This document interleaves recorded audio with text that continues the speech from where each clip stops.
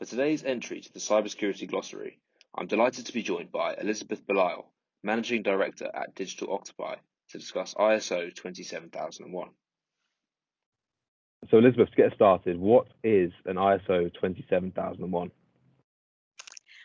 ISO 27001 is an international standard that is a system that spells out the requirements to allow organizations to identify and control the risks to the security of their information. And when I say system here, I don't mean a computer system or technology. I mean a set of principles and procedures that are implemented to specify how things need to be done in the organization around information security. Perfect. And why is an ISO 27001 certification beneficial to an organization? There are three things that I'd like to discuss today.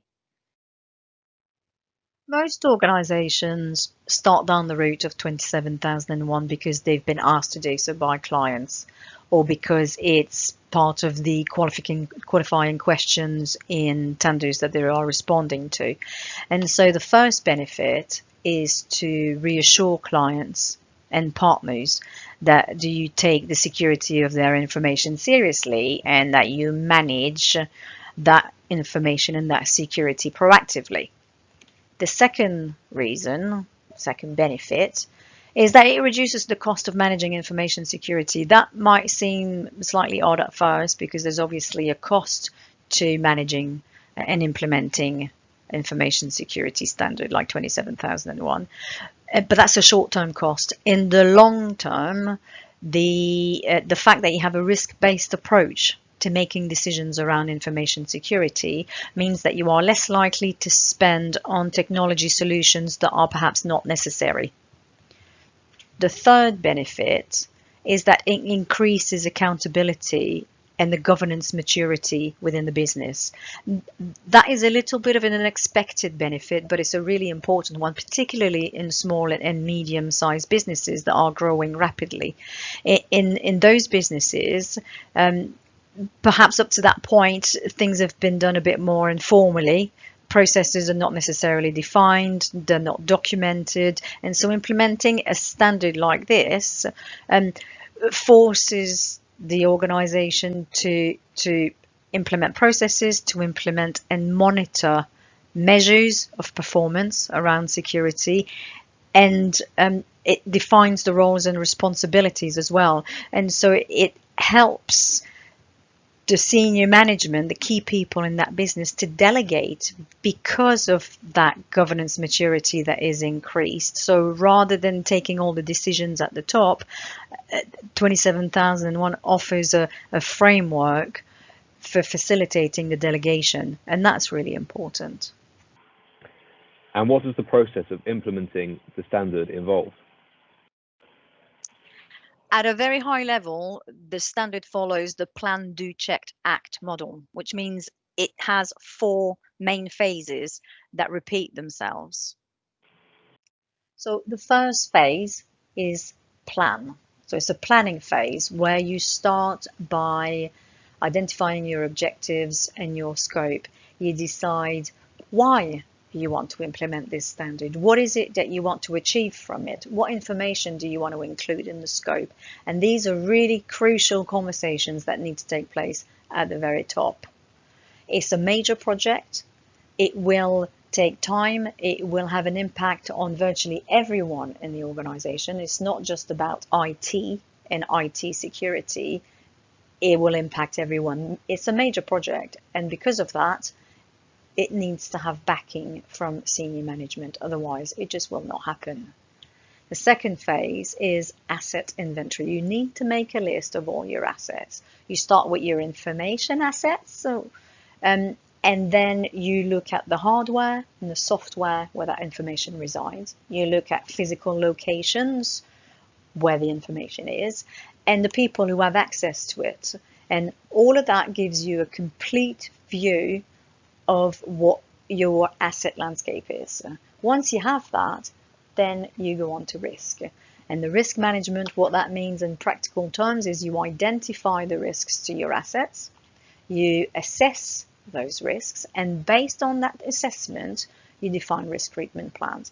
Now, the risk treatment plan could be as simple as, well, actually, we'll tolerate the risk. We're happy to live with that. We don't think the risk is high enough to spend money on mitigating it. Or we want to mitigate, or we want to eliminate. You could sell the asset and not have the risks anymore. Once you have those risk treatment plans, that is when you turn to the back of the standard and you validate the controls you've decided to put in place against the controls in Annex A. This standard, if you look at it, over half of it is this Annex A. It has a list of 114 different controls that it asks you to consider to put in place to mitigate the risks to the security. This is where organizations who have never implemented a management system before get completely lost, because they start with this. They take this list of 114 controls and they work their way through and implement them all without considering what the risks actually are and what the score of that risk is within their business. Don't start with Annex A. Whatever you do, put it aside, start with the risks and the assets and understand that first. Then you go over to Annex A. And once you have the two together, that is what helps you define your risk treatment plans, which is then the start of the next phase, the do phase, where you implement the plans. The third phase is checking that the plans are working, and you do this through internal audit. You verify through internal audits that the procedures you've put in place are working, people are following them, the technology solutions are also working, they are meeting the performance indicators that you put in place initially, and the outcome of these internal audits are then passed on to the next phase, which is the management review. So the management will look at the report and decide whether they need to change the course, amend, or keep the same controls in place because it's working. If there are changing to be made, you go back to the plan phase, you checked, and you act. And it's this PDCA cycle, as it's often referred to, that results in continuous improvement. ISO 27001 is a continuous improvement model. And how much does it cost to get certified to ISO 27001? I'm afraid the answer to that is it depends. Okay, but it depends on three things that are quite specific. So the first thing is the size of the organization. Obviously, if you've got 1,000 employees within the scope, it costs more than if you've got 3. The second thing is the current status of your information security landscape, how open you are, how many holes you need to patch. And the third factor is the internal knowledge that you have in the organization around implementing management system standards. So if you already have 9001, 45001 or something else, it'll be a lot quicker because you're already familiar with it. And it also depends on the internal knowledge around information security. So if you need to hire external consultants, obviously it costs more. But regardless of that, even if you have the knowledge in-house, you still have the cost of the internal resources and the time they spend on implementing the standard. Fantastic. And if I was looking for more information on how to get the certification, where would I go? Well, we have an article on our site, on the Digital Octopii site, which will be in the comments and in the YouTube channel following underneath this video. But also, please feel free to contact me directly. I'm available. I'm always happy to talk to people and help. And we offer initial consultation free of charge. So do contact me. I'm happy to have a chat.